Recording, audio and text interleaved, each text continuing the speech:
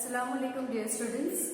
Students, we are dealing with the metallurgy, and in metallurgy we are having three main important steps. As you know, first step, that is enrichment of ores. Second step, that is extraction of the metal from the concentrated ores, and third step, that is purification of the impure metal. So we have dealt with first enrichment of the ore, then we have started with the extraction of the metal from the concentrated ore, and as I told you that we need to know the reactivity series. हमें reactivity series पता होनी चाहिए. So we already learned how do we remember the reactivity series. Then we have seen that first we talked about the least reactive metal. बहुत ही कम reactivity वाले metals के बारे में हमने पढ़ा. दैट सिंपली हीट करने से उसके साथ जो ऑक्सीजन है वो निकल जाता है और मेटल सेपरेट आउट हो जाता है. Second, today we are going to deal with metals with the moderately reactive series. Moderately reactive मतलब ना रिएक्टिविटी बहुत ही कम, ना रिएक्टिविटी बहुत ही ज्यादा, मतलब एवरेज. मतलब यहाँ पर जो भी आपका मेटल के साथ जो एलिमेंट कंबाइन हुआ है उसको आप सिंपली नहीं निकाल सकते हो. You have to use the technique. So here in we can say that moderately reactive metals में या तो सल्फर प्रेजेंट हो सकता है, मतलब कि metal sulphide, that can be metal sulphide, या तो वहां पे मेटल कार्बोनेट हो सकता है, मतलब कि आपकी इम्प्योरिटीज क्या है, कार्बोनेट CO3, या तो फिर क्या हो सकता है यहाँ पर मेटल ऑक्साइड, मतलब कि मेटल के साथ oxygen. Now dear student, it is very important that we have to remember we go for having Fe, Pb and Zn. These are the moderately reactive series. ये सारे आपके moderately reactive series के metals हैं. तो general इनके साथ या तो सल्फर लग सकता है, या तो कार्बोनेट लग सकता है, या तो लग सकता है ऑक्सीजन. अगर ऑक्सीजन लगा हुआ है तो it is very easy to remove it off. But अगर कार्बोनेट लगा हुआ है या सल्फाइड लगा हुआ है तो आपको उसको पहले कन्वर्ट करना है into metal oxide. Your first step should be from metal sulfide convert it into metal oxide, or else from metal carbonate convert it into metal oxide, and then we are going to remove the oxygen. So we are going to see the two different processes which are very important. One, dear student, one process is called roasting and second process is called calcination. Roasting is applied when you go for having metal sulfide. जब भी आपका ओर metal sulphide है, मतलब जो metal आप निकालना चाहते हो उसके साथ अगर सल्फर लिंक्ड है, then what you have to use the process roasting. And जब भी आपके मेटल के साथ कार्बोनेट प्रेजेंट है तो you have to use the process called calcination. Okay, process तो हम पढ़ लेंगे, बट याद कैसे रखेंगे कि मेटल सल्फाइड के लिए रोस्टिंग और मेटल कार्बोनेट के लिए कैल्सिनेशन. तो I am going to have a small trick. एक छोटी सी ट्रिक है जो आपको याद रखनी है, जिससे आप इजीली याद रख सकते हो that which process is applied for which particular ores. Okay, तो metal sulphide, dear student, metal sulphide में एस आता है, रोस्टिंग में एस आता है. रोस्टिंग में एस है, मतलब roasting is applied for metal sulphide. S for sulphide, S in the spelling of roasting. तो ये छोटी सी ट्रिक है जैसे आप याद रख सकते हो. Okay, metal carbonate, C for carbonate, C for calcination. अब कैल्सिनेशन के स्पेलिंग में एस नहीं आता, so you can remember it easily by having this trick. इसको ट्रिक कहते हैं याद रखने के लिए.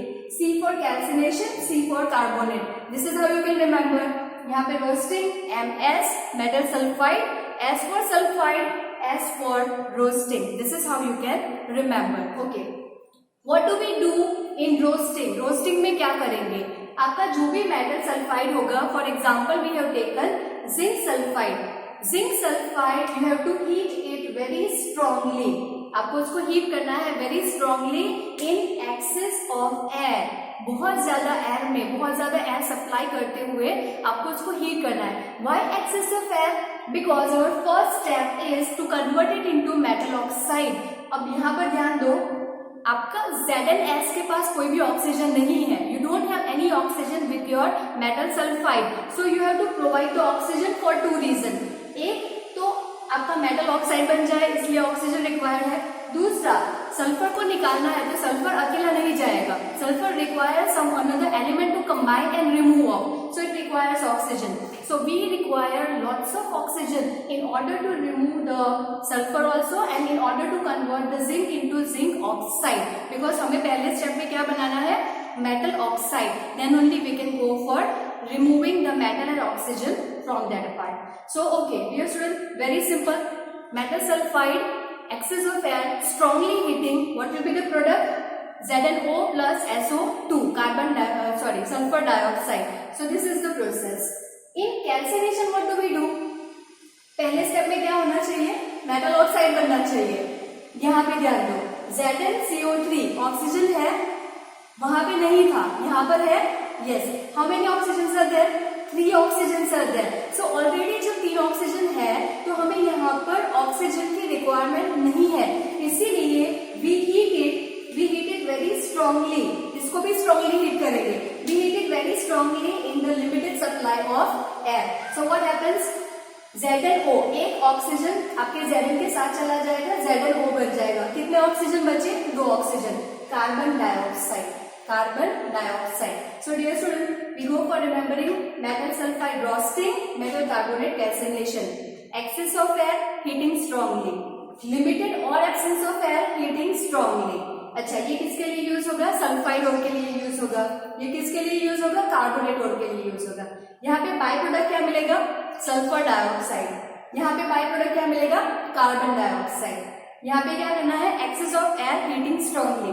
यहाँ पे क्या करना है? Limited supply of air, heating strongly.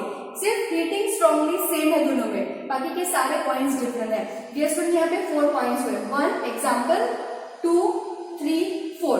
There are total 4 points over here. तो ये आपको डिफरेंस बिटवीन में पूछा जा सकता है. In the exam it can be asked as give the difference between roasting and calcination. तो आप 4 पॉइंट्स लिख सकते हो. This can be for 2 marks or else it can be for 4 marks also. ये आपको 1 मार्क्स क्वेश्चन में भी simply पूछ सकते हैं. It can be asked in various ways. So you have to remember what is roasting, what is calcination. अच्छा, हमारा main objective था कि पहले स्टेप में क्या बन जाना चाहिए? Metal oxide. तो मेटल, आपका जो मेटल है वो सेम है, यहाँ पर जिंक है, तो आपने बनाया जिंक सल्फाइड या जिंक कार्बोनेट पहले से था, तो उसको कन्वर्ट कर दिया into zinc oxide. Now how do we reduce zinc oxide? Dear student, पहले हम क्या करते थे? Metal oxide plus heating, metal plus oxygen separate हो जाता था. But in this case it is not possible. Why not possible? क्यों possible नहीं है? इसको हम डिकम्पोजिशन बोलते थे, अगर याद हो तो. Decomposition. So decomposition is not possible over here in this particular process. Why? Reason, आपका मेटल जो यहाँ पे है वो कैसा है? Moderately reactive. इसका मतलब वो जो ऑक्सीजन के साथ कंबाइन हुआ है वो कुछ कैपेसिटी के साथ हुआ है, आप उसको सिंपली हीटिंग करके निकाल नहीं सकते. इसलिए आपको दूसरा प्रोसेस यूज करना है which is called reduction. It is called reduction. किसका रिडक्शन होगा? मेटल ऑक्साइड का रिडक्शन होगा. कौन करवाएगा? कार्बन करवाएगा. क्लास 8 में आप जब कोल एंड पेट्रोलियम पढ़ते हो तो वहां पे कोल के जो प्रोडक्ट्स मिलते हैं, coke, coal tar and coal gas, उसमें कोक का यूज गिवन है. It is use in metallurgy. 8th standard में सिर्फ इतना बोला हुआ है कि वो मेटलर्जी में यूज होता है. बट यहाँ पे हम रियल एप्लीकेशन देख रहे हैं. How do we go for removing it? How do we go for removing oxygen with the help of the carbon? What will happen? Carbon is going to take the oxygen. Metal का oxygen के साथ bonding है, but carbon का oxygen के साथ bonding और ज्यादा strong हो सकता है. इसलिए क्या होगा? Carbon is going to take out the oxygen. So your ZnO is reduced to zinc and your carbon is oxidized to carbon monoxide. Similarly, PbO is another example. Example number 2. PbO can be converted into Pb with the help of carbon, that is in the form of a coke. You can use it in the form of a coke. So this is called reduction method. तो हम पहले क्या apply करेंगे? जब भी कोई पूछे कि मॉडरेटली रिएक्टिव सीरीज के लिए आप कैसे एक्सट्रैक्शन करते हो of the metal, so you have to say either we can follow roasting or else we can follow calcination, and lastly what do we do? Reduction. So this is the steps involved in the moderately reactive series. Still, if you have any doubts, any queries, you can ask in the comment section. So dear student, next to this we are going to see with the metals with the highly reactive series. Is it okay? And after that we will see how do we purify the metals. So for today your rosting, calcination and reduction. These are the topics very important.